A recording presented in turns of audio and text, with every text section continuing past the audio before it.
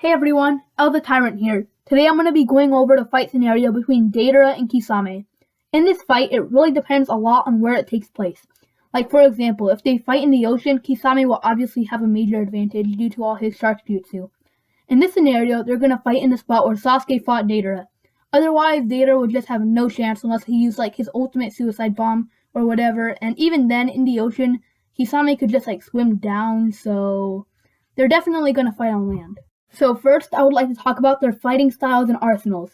Deidara uses explosive clay. He has 5 modes: C1, C2, C3, C4, and C0.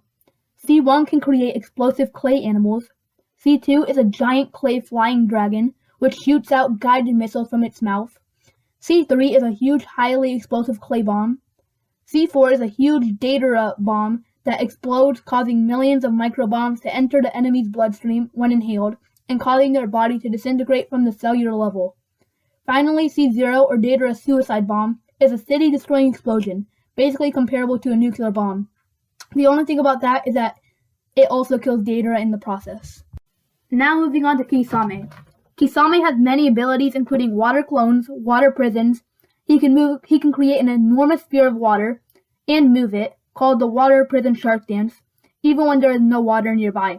He controls the sphere and is always in the center of it. When he gets into the sphere, he can fuse with his sword, Samehada, and becomes half shark, forming gills which allows him to breathe underwater. Kisame can also summon sharks.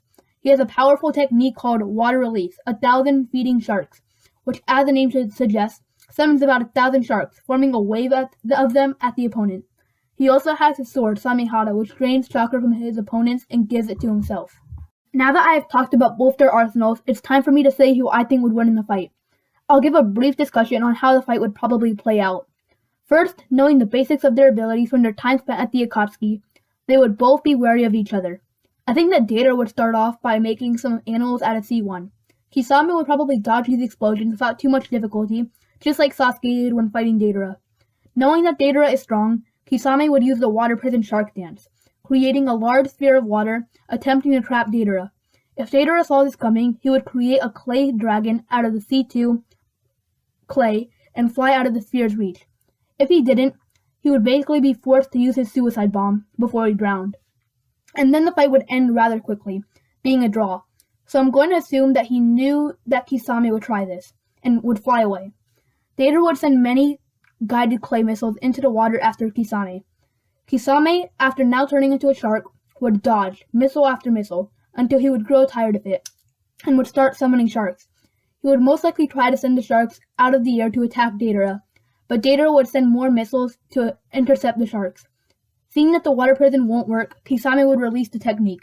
Deidara may use C3, but I think it's more likely that he will rush in on his dragon after Kisame seeing this opportunity. This is the part where it gets iffy.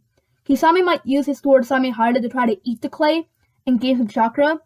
I think that should work, but then again, it's never stated that it wouldn't just explode while attempting to do this. But for the sake of the battle, I'm going to assume that this works. And Deidara would be infuriated by this, and would probably try to use C4.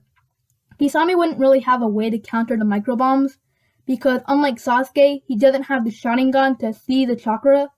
So this would probably be the end of Kisame, unless if he had the proper info, in which case he could attempt to go into Samehada.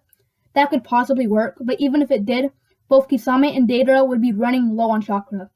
Kisame has more chakra than Deidara, but Deidara probably has the upper hand as he can fly on his clay and is a long-distance fighter. That was his major advantage from the start, as long as he didn't fight near water. In the end, I would say that if fighting by water, Kisame would absolutely destroy Deidara. If fighting on land, although it really depends on how much they know about each other's arsenal, Deidara would probably come out on top, that being that he can dodge Kisame's water prison. However, if Deidara is caught in the water prison, he may resort to using C0, where both him and Kisame would die. This fight is completely hypothetical, so there could be some things that I'm not considering, but please comment on anything I missed below in the comment section. Thank you for watching this, subscribe, and hit the like button for more Naruto battles. Until next time.